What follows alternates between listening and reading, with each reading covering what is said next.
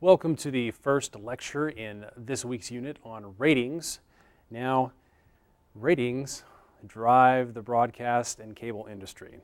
It is their ultimate goal to attract and retain as big of an audience as they possibly can. This includes radio, television, satellite TV, and cable TV. The bigger an audience they can attract and retain, the more they can charge for their advertising time. Broadcast companies, cable companies are first and foremost a business. They are in it to make money, and it is in their best interest to get as big an audience as they possibly can and to retain it and hold their attention for as long as they can. So let's go ahead and get into the lecture here. Now, when we talk about ratings measuring companies, the two big ones that come to mind are Arbitron and Nielsen. And as we alluded to, ratings determine the success or failure of programs and the rates that advertisers pay to the networks. Electronic media managers need unbiased and consistent audience information, and that's what Arbitron and Nielsen are in the business for providing.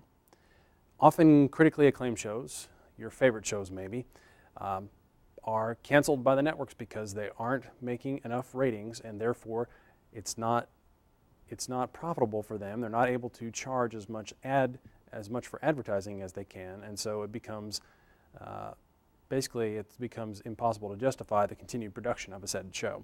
Arbitron is primarily concerned with radio, whereas Nielsen is focused mostly on TV ratings. Now, the two did overlap in the early days of their existence.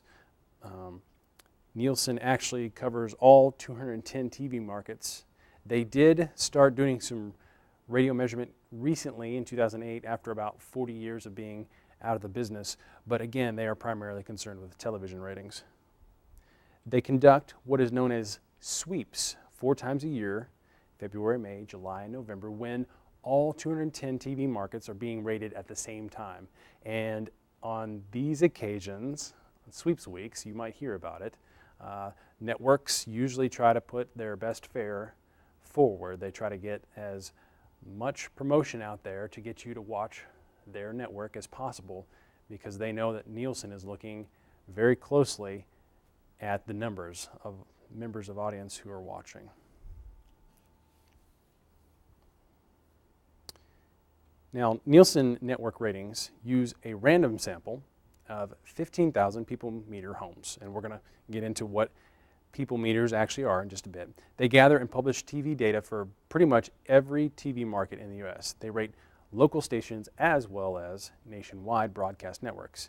Now, network ratings for TV are generally a little easier to obtain because, number one, not every market needs to be surveyed, as a national sample yields a reliable picture of national network audiences.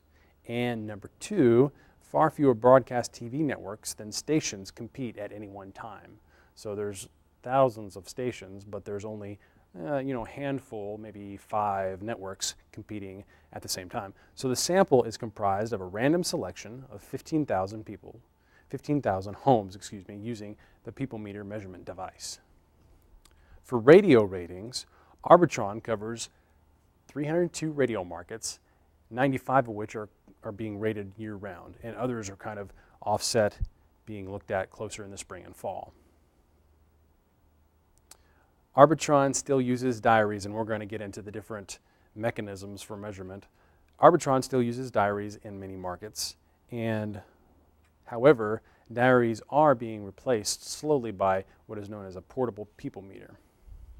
We're going to take a look at these measuring devices here.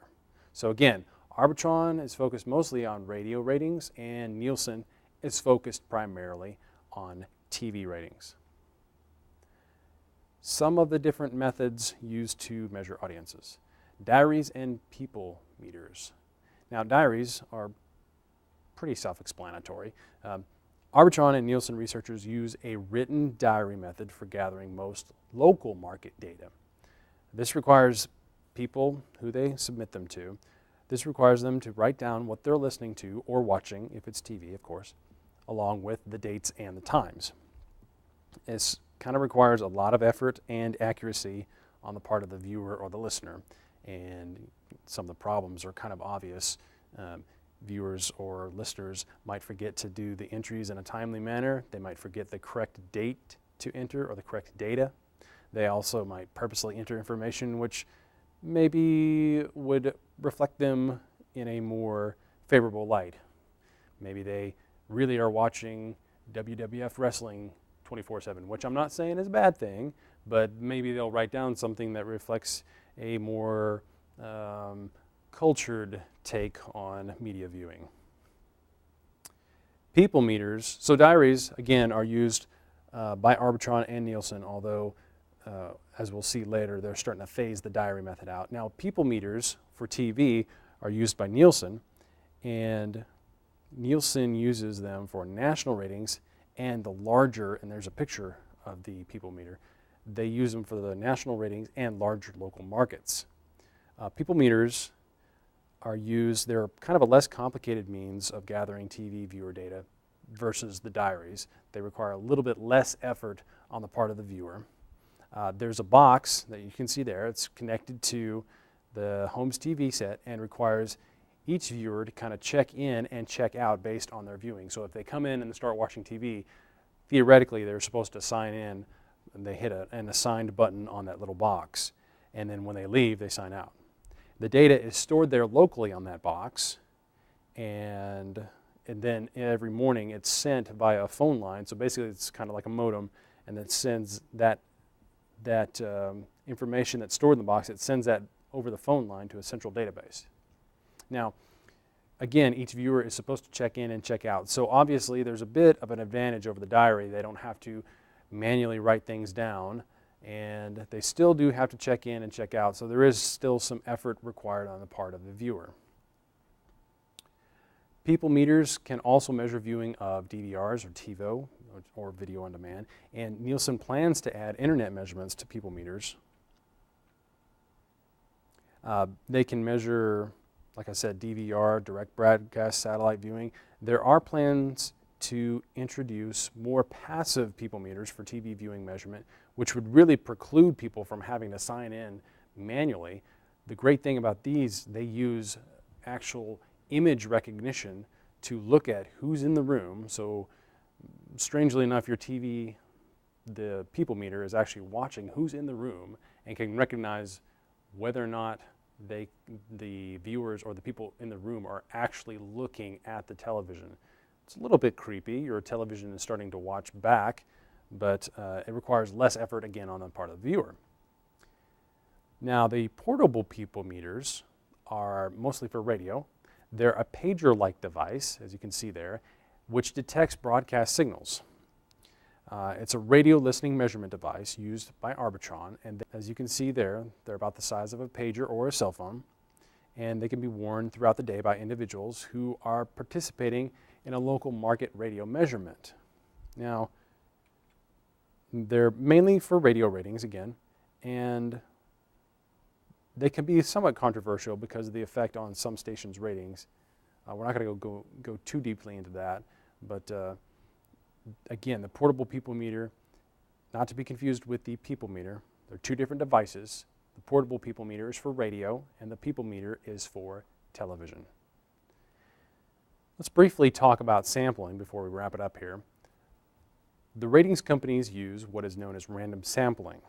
The laws of chance or probability tell us that a randomly selected small sample from a large population will be representative within a predictable degree of accuracy of the entire population. So the short of that is that studying some people will help us draw conclusions to represent the behavior of all within a certain degree of accuracy. So every member of the population has an equal chance of being selected for these people meters or portable people meters or measuring devices, even diaries. Addresses can be provided by the Postal Service to the ratings companies, Arbitron and Nielsen, and then if done properly, they select small sample sizes that can produce accurate results.